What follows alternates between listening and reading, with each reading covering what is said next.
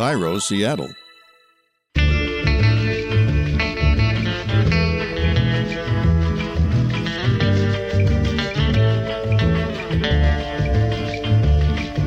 I'm Rachel Bell, and this is Your Last Meal, a show about famous people and the stories behind the foods they love most. Today on the program, the last meal of filmmaker Guillermo del Toro. His latest film, The Shape of Water, has been nominated for 7 Golden Globes, which is more Golden Globes than any other film has received, including Best Movie Screenplay, Best Original Score, Best Supporting Actor and Actress, Best Movie Actress, and Best Director. That's Guillermo del Toro. He's the director. He is one of my... I'm very excited about this because he's one of my favorite directors of all time. What is your favorite Guillermo del Toro film? I really like Pacific Rim. I haven't seen it. But Pan's Labyrinth, it's monsters fighting aliens, but Pan's Labyrinth is amazing. Yeah, so he's done Pan's Labyrinth, he's done all the Hellboys. He basically makes a lot of movies that I mostly don't see. I have seen Pan's Labyrinth, but I'm not generally like a horror and monster movie person. So I'm excited that this is your guy that we're featuring. And after Guillermo and I talk about his lifetime obsession with monsters and creatures, we're going to go to Austin, Texas, to learn about the history of mole from Mexican-born chef Iliana de la Vega.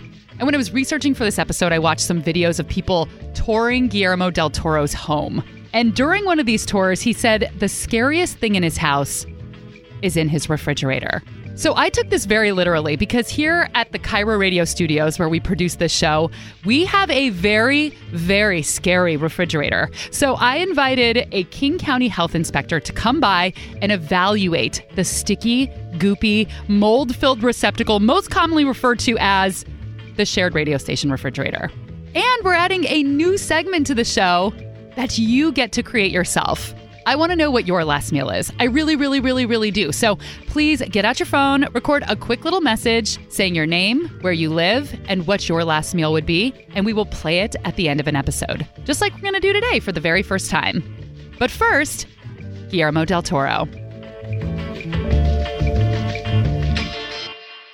So his new film, The Shape of Water, is a fantastical love story about a mute cleaning lady who works in a government lab and a highly classified sea creature who's being held captive there. Where did your love of monsters and creatures come from?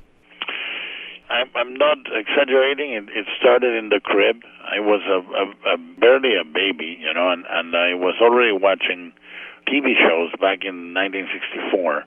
1965. I was watching The Twilight Zone, One Step Beyond, Outer Limits, and partially they scared me, but partially I was so thrilled to see these creatures that were more fascinating than anything in the real world.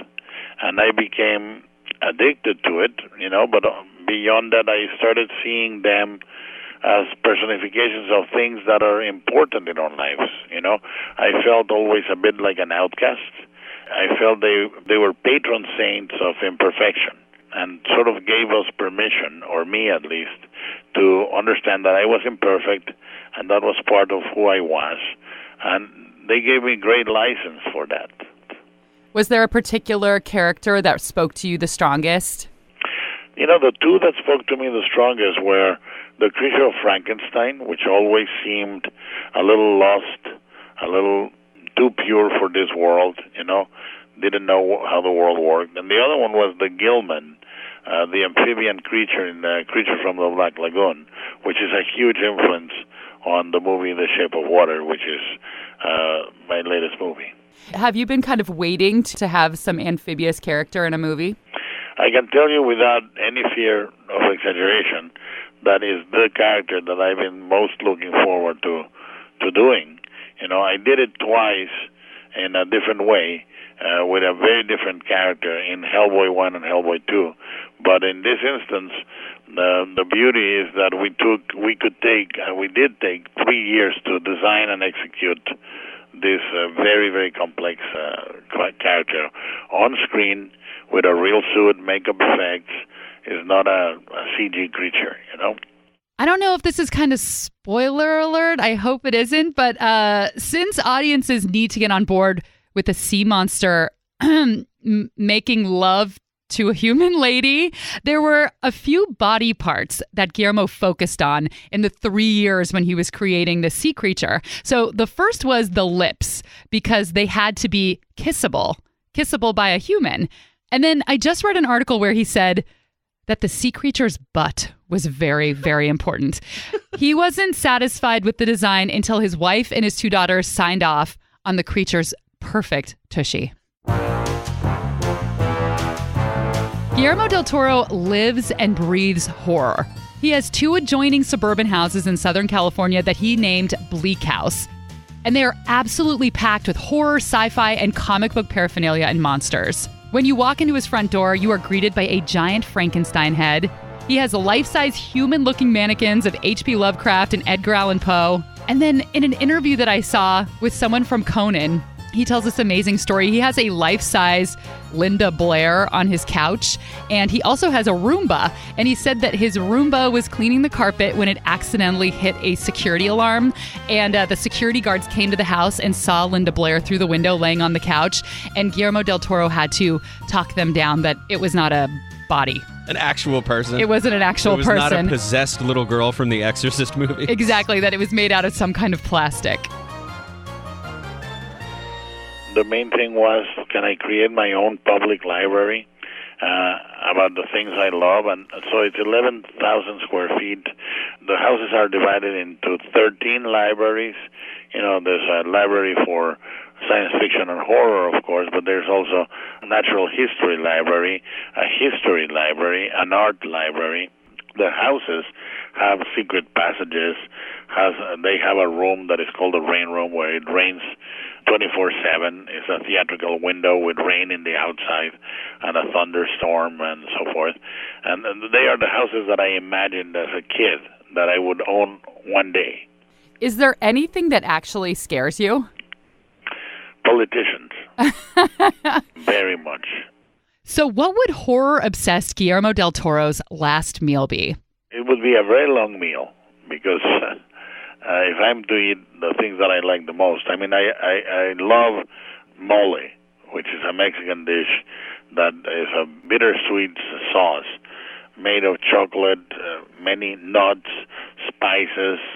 You know, it's an incredibly complex sauce that goes very well with chicken or pig or beef, and I would have that with beautiful refried beans, not fat-free at all, you know, and probably, you know, we have a fruit in Mexico. You guys, in America, you call lime what we call lemon in Mexico, and there's another fruit that is much sweeter, but it's a citric called lime in Mexico, lima.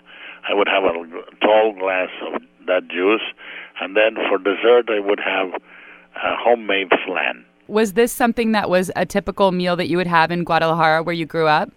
Yes. It would be accompanied also very often by Mexican rice, which is this tomato sauce-based fried rice that is the perfect accompaniment with about a pound or two of tortillas, handmade. There are so many variations of mole. Is there a particular style that is famous in Guadalajara, and is that the one that you crave? Well, the one I crave is the traditional Poblano, mole Poblano, which comes from the city of Puebla, near Mexico City. You know, it's not traditional in Jalisco, where I'm from, but there, you know, as you say, there are variations that are made with different nuts. Some of them are done with pumpkin seed. They are green. There's green mole, white mole, black mole.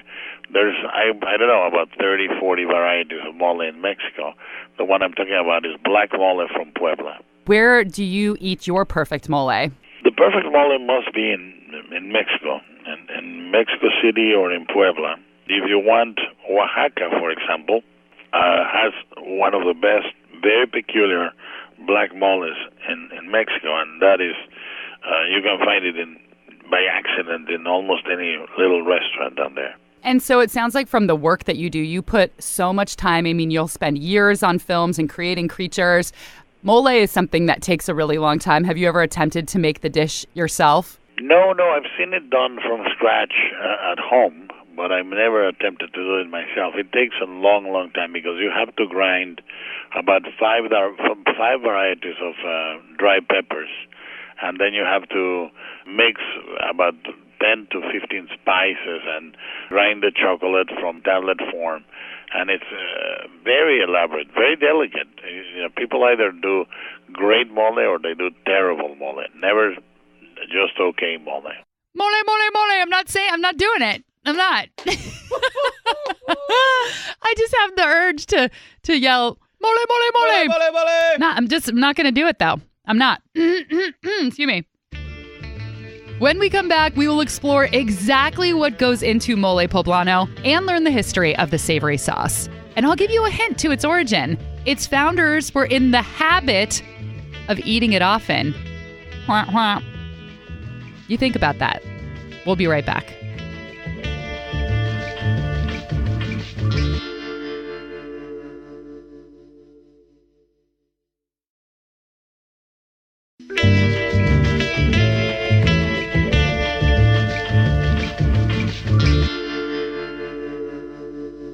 Filmmaker Guillermo del Toro was born and raised in Guadalajara, Mexico, where he started making films with his dad's Super 8 camera when he was just 8 years old. But in 1997, his dad was kidnapped in Guadalajara, and after the family was forced to pay double the original ransom requested for his release, they decided to get out of Mexico. Guillermo, his parents, his siblings, they all moved to the States, saying they no longer felt safe in their home country. Are there foods that you really miss from your childhood that you can't get in the States? Well, there's meals that my grandmother used to cook for me that, like everybody's history, the best meals are always the ones that your mother or your grandmother cooked for you, and no one ever comes close, you know. They become soul food, and they really become a memory. So those I miss, because the person that cooked those meals was very close to me and is no longer here. If you were sick, what is like a classic dish that you would be fed when you were sick? It would be the international language of chicken soup. You know, the Mexican variation has a lot more vegetables and has rice, and very often we put an egg in it. But that was the typical, the healing food, like everywhere in the world, it was chicken soup. When he's sick, Guillermo wants chicken soup. But a last meal calls for mole poblano. So I reached out to award-winning chef Iliana de la Vega, owner of Naranjo in Austin, Texas. She has been studying Mexican cuisine for more than 3 decades, and she served as the Mexican Latin cuisine specialist for the Culinary Institute of America. So the first question is, what goes into a mole poblano? There are like 4 or 5 different types of dry chiles. It has chocolate, it has sesame seeds, it has canela mexicana or cinnamon, it has cloves, some black pepper, it has bread, it has tortillas, it has lard, tomatoes, tomatillos, onion, garlic, peanuts, almonds. Chef de la Vega then walks me through the process of how to spin all of these ingredients into a finished mole. You take some lard and you start frying the ingredients. So the different types of chiles, and you fry them a little bit to get, a little bit more flavor separately. And that is, the labor-intensive part is each ingredient goes individually and gets to be fried in lard. So cinnamon, tomatoes, tomatillos, onion, garlic, tortillas, bread, plantains, black pepper, cloves, oregano, all the ingredients that it has. They will separately be processed through passing them through the hot lard. And then you grind all the ingredients together. And traditionally, the grinding process, it is made with a metate, the volcanic stone. So you kneel down on the floor, put the chiles in, and you start grinding until you have a very smooth paste. You start frying again that paste first of the chiles, and then you keep grinding the rest of the ingredients, same way, in the metate or in a blender, if you will now, to a very, very smooth sauce. And then you incorporate it into the chiles and let it cook for several hours. Use, let it reduce. Once it reduces, you add some of the broth that you have from the turkey, and you keep cooking and cooking until it's completely cooked, the mole. So that will take, several hours, obviously. When it's done, then you season it with chocolate, sugar, salt. So that mole always has toasted sesame seeds on top as a part of the decoration of the garnish. Nowadays, most of the people will eat it with rice, white rice or red rice. But traditionally, also, you have two types of tamales that is served with. And those tamales one is, just a, masa, salt, lard, and chicken broth or turkey broth on it. And then you steam them in a totomosle or the corn husk. And that is one. And the other one will have beans inside, but again, very, very simple ones, little tamales that you will serve with the mole. Or tortillas. You can also, if you serve it with rice, you will serve it with tortillas. If you serve it with tamales, it will be just tamales and the mole.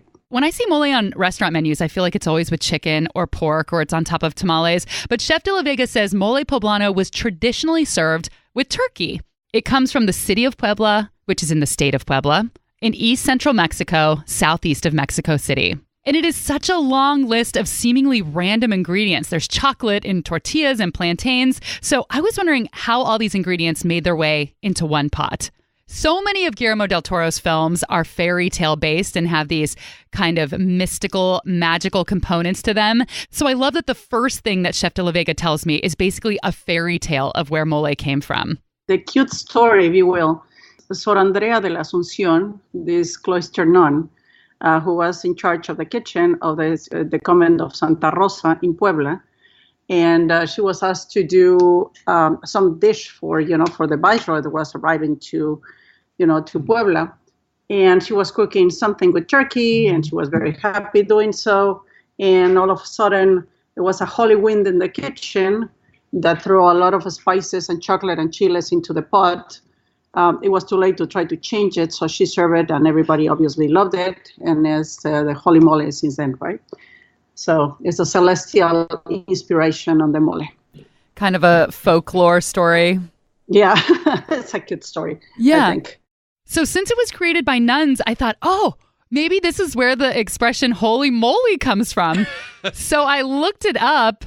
And it does not. Shocking. It does not. But holy moly was an expression that came about in the 1890s, and it comes from Holy Mary. And I didn't know this, but Molly is a nickname for Mary. So first it was Holy Molly, and then someone was like, let's make it rhyme. And then it became holy moly. I also spent a fair amount of time trying to find a mole expert for this episode. And let me tell you, if you just Google mole experts, you're going to get a lot of referrals to dermatologists helping you to remove moles from your body. And surprisingly, no experts on how to remove moles from your yard. I love it. So you have to be very specific. But back to mole, the food. It did historically come from the kitchens of nuns who were living in the convents of Puebla. That part is not a fairy tale. And ultimately, it was a fusion food. These nuns were well-to-do Spaniards who landed in Mexico after colonial times. So they used some Spanish ingredients and some ingredients indigenous to that part of Mexico. But they ended up in the convent with money, even slaves or servants. They were like indigenous people. So they learn from them of those ingredients, and then they have their own things from Spain, ingredients that they could afford, let's say almonds or, more expensive ingredients. So it was a combination, like in Spain, you get a lot of sauces that they are thickened with bread, walnuts or almonds or such as things. So it's just, like the perfect combination, of the two worlds. Making mole at home is a project. It is definitely for serious cooks since it's so laborious and time-consuming. Aaron, you were actually there. Remember last year I sent out an email to a bunch of friends and I was like, let's have a mole cook-off. Uh-huh. And everybody but one person was like, I don't want to. Like it was a lot of work. It was too much to ask. Apparently, my friends don't have the stamina to create good mole. If it's a wedding or if it's something like like celebration. So it's a mole for celebrate. It's not like your everyday meal that you wake up in the morning and think, I would like to have for lunch some mole poblano, and that will happen. So it's a very specific dish that you have to be prepared with all the ingredients and the time to prepare it, and really a lot of time for it. Now I'm thinking that would be exciting to do for Thanksgiving because I think turkey is so boring. And if you did a turkey mole, that would be so much more delicious.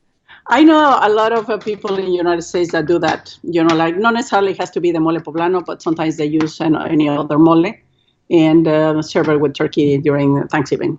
I think there are certain foods that people question if they should make at home. For example, I've been wanting to make homemade ramen for years, but that takes 2 days to make a broth. You have to make alkaline noodles. You have to do the, onsen eggs. You have to make the chashu pork. I mean, there's like a million components. Or you can just go to a ramen restaurant and for under $15, get it served to you in 15 minutes. So it's always kind of hard to decide, like, is it worth the effort? Do you love cooking enough to have the satisfaction of making a dish that's going to take you 2 or 3 days? Or just leave it to the experts? What is the most complicated thing that you have attempted? I've done some like low and slow barbecue that takes, like 12 to 16 hours, and you have to get up super early. There you go. You have to prime everything, and stuff's been a Thanksgiving turkey that I brine for a couple days, and you make the brine ahead of time, and then I do a whole bunch of stuff to the turkey. That's a pretty involved recipe. Yeah, I don't want to know all the things you do to that turkey. I kiss it. Ooh. Guillermo del Toro lives in a house of horrors. But in one interview, I heard him say that the scariest thing in his house is in the refrigerator. Now, he was joking, but here at the KIRO Radio studios where this podcast is produced, our refrigerator is no joke. It is truly disgusting. It is truly a horror. And I decided to bring by a King County health inspector to evaluate it, to look at our fridge as if it was a restaurant fridge. I wanted to know if he was going to shut our restaurant down. When we come back, you'll hear that story. And also, we're going to hear from you. We'll be right back.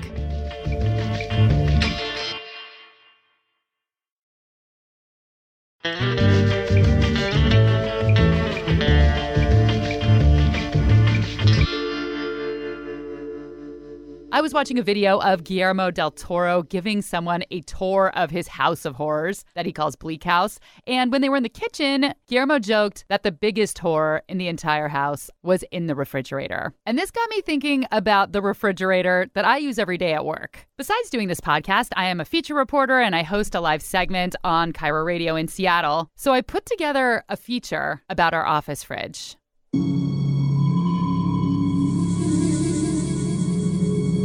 There is one place at KIRO Radio where even the boldest, bravest of heroes don't dare go. A museum of horrors where slimy green specimens are displayed in clear plastic containers, where one must find a way over a treacherous wall built from thousands of ancient yogurt cups. And if one were to fall from the wall onto the sticky booby-trapped floor, they'd never find freedom from the pools of congealed barbecue sauce formed in early 2013. This place is the shared office refrigerator.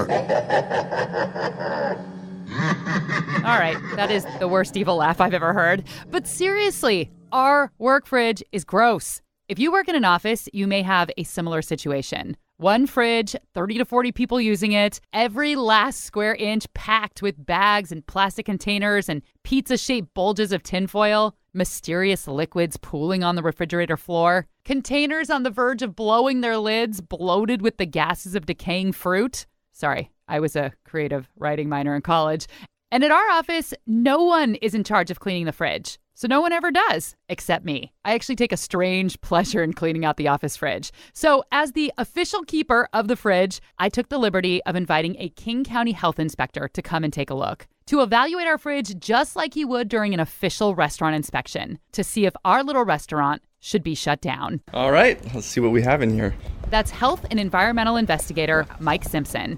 When you open up this fridge, what are your big concerns here? My concerns are on the bottom here, just on the bottom floor. There's a lot of stickiness and things that have spilled. Yeah, there's definitely a lot of food residue down here, inside some of the drawers and underneath them.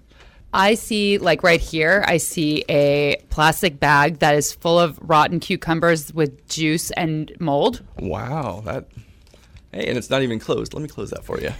What's this? Ew! It looks like it used to be corn.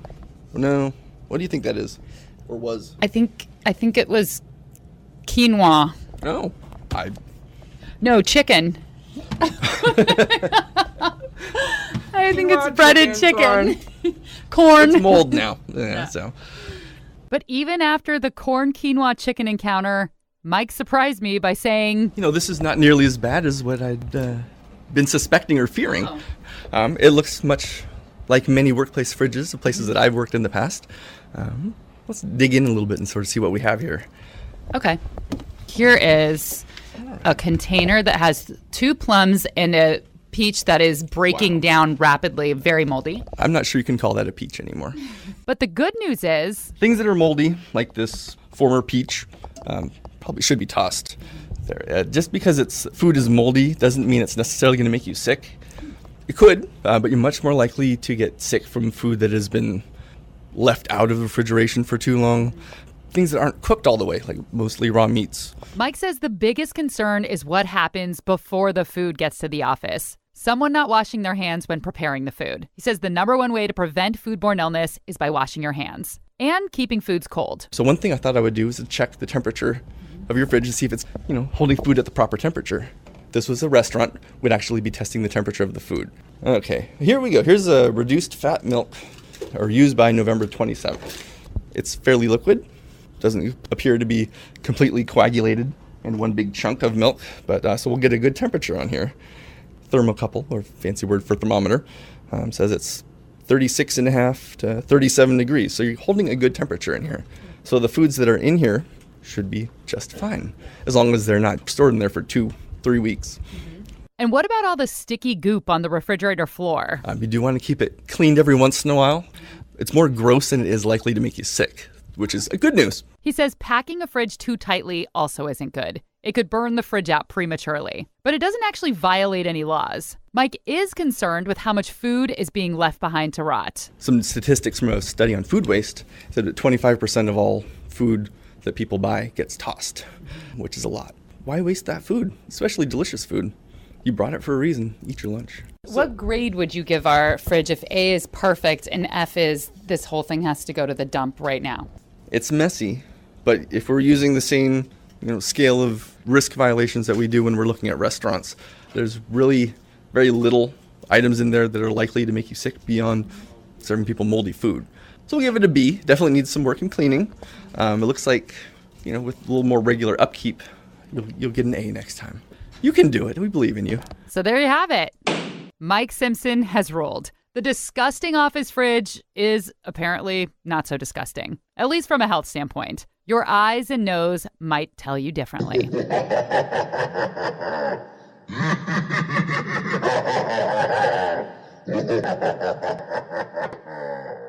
And now I'm excited to introduce a new feature on Your Last Meal, featuring you. Ever since I started the podcast, every time I go to a party and they ask what I do and I tell them about the podcast, people are super eager to share what they would have for their last meal. So I wanted to give you a chance to share yours.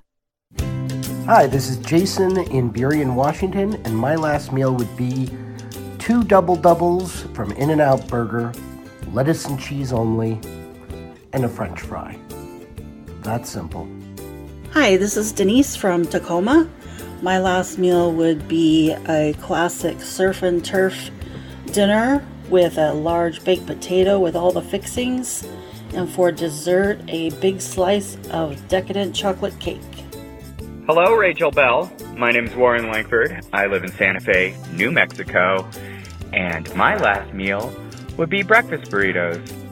A zillion bajillion breakfast burritos. Bye. I would love to feature your last meal on Your Last Meal. All you need to do is get out your phone and record a message. State your name, the city and state you live in, and what you would eat for your last meal. Then just email it over to yourlastmealpodcast@gmail.com. That's yourlastmealpodcast@gmail.com. I can't wait to hear about your last meal. And that was Guillermo del Toro's last meal. Check out his new film, The Shape of Water, starring Sally Hawkins and Octavia Spencer. Thanks to Chef Iliana de la Vega, owner of the restaurant Naranjo in Austin, Texas. It was named the best Mexican restaurant in the city. Oh, and she also leads culinary tours in Mexico, which sounds super fun. Find that information at elnaranjorestaurant.com.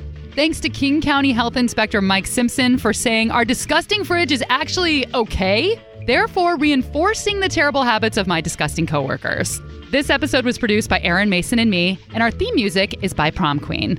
Oh, and why don't you leave us a review on iTunes? It helps the show stay afloat. I'm Rachel Bell, and this is Your Last Meal.